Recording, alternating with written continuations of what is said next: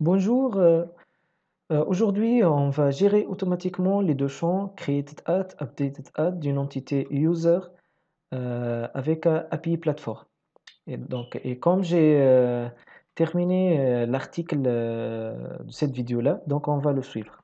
Tout d'abord, j'ai téléchargé Symfony, j'ai installé aussi API Platform. N'oubliez pas la configuration du fichier .inf pour la base de données et le lancement de serveur. J'ai déjà fait ça. Donc, comme vous le voyez, l'entité user est déjà créée avec les champs first name, last name, created at et updated at. Donc, maintenant, qu'est-ce qu'on va faire? Donc, on va créer un dossier event subscriber sous le dossier src, puis on va créer la classe myDateSubscribe.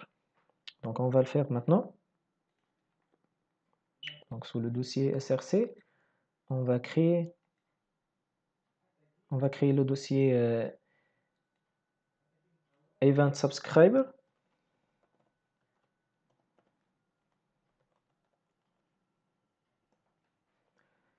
Et ce dossier-là, on va créer la classe myDateSubscriber. Donc c'est bon. Aussi, on va implémenter Event Subscriber Interface.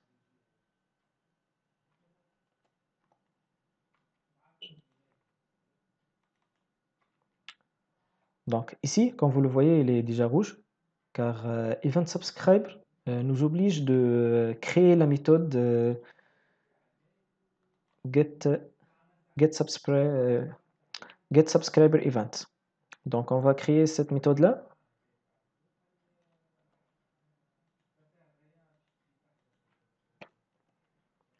Donc c'est bon. Maintenant, qu'est-ce qu'on va faire dans cette fonction-là? On va voir.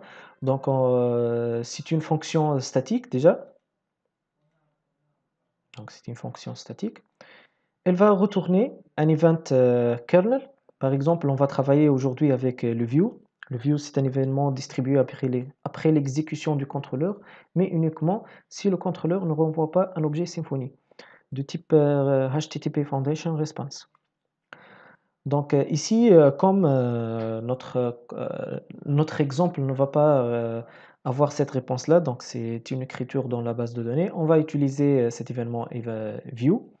Cette date, c'est le nom de la fonction qu'elle va traiter la gestion automatique des deux dates. Event priority, c'est la priorité d'événements. Donc, s'il y a plusieurs, par exemple, si on va utiliser plusieurs fonctions ici, donc chaque fonction va avoir une priorité. On va maintenant utiliser priorite. Donc, on va prendre le contenu de cette fonction directement.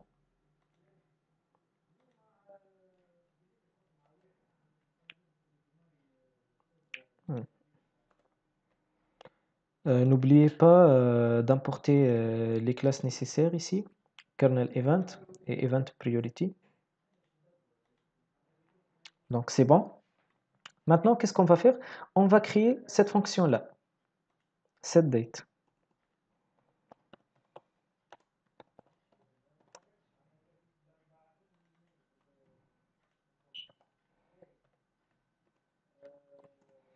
Qui va prendre en paramètre viewEvent.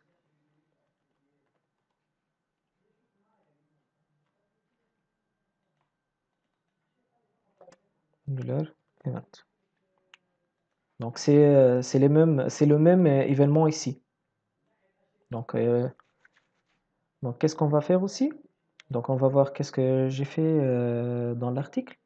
Ici, on a créé cette fonction-là, donc entity getControllerResult, ça devrait retourner les données existantes dans notre request.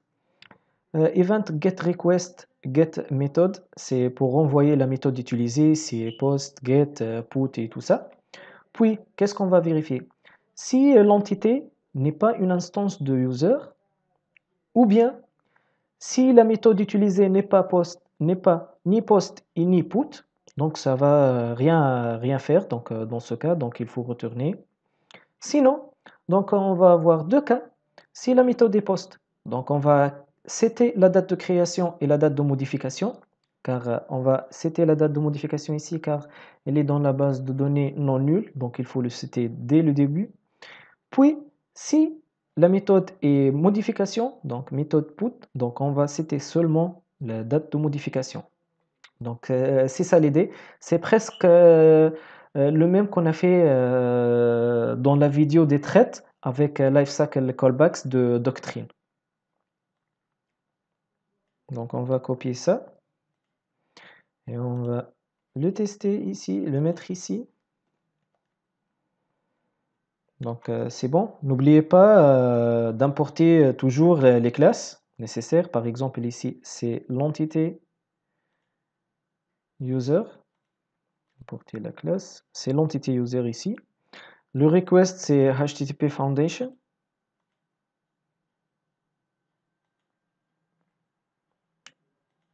Donc c'est bon maintenant. Donc maintenant, on va faire un test. Donc tout d'abord, je vais ouvrir la base de données.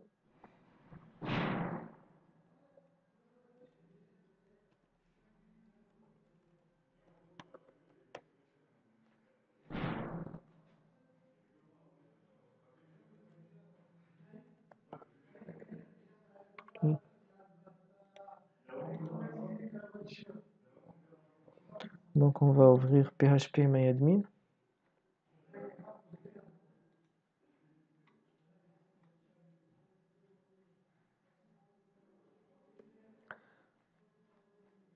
Puis on va vérifier avec Postman aussi. Donc j'ai déjà créé le body. Donc avec first name et last name. Donc notre base de données s'appelle, on va le vérifier directement dans le fichier .inf. Donc c'est event test. Ici le event test. Donc c'est bon. Donc elle contient la table user et il est vide maintenant. Donc maintenant on va faire un test de poste.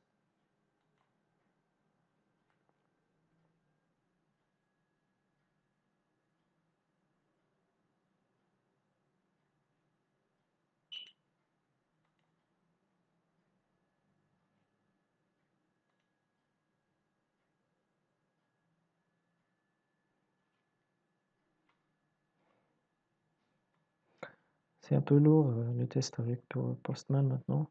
C'est un problème de mon PC. Donc c'est bon pour cette partie-là. Donc pour le test d'insertion.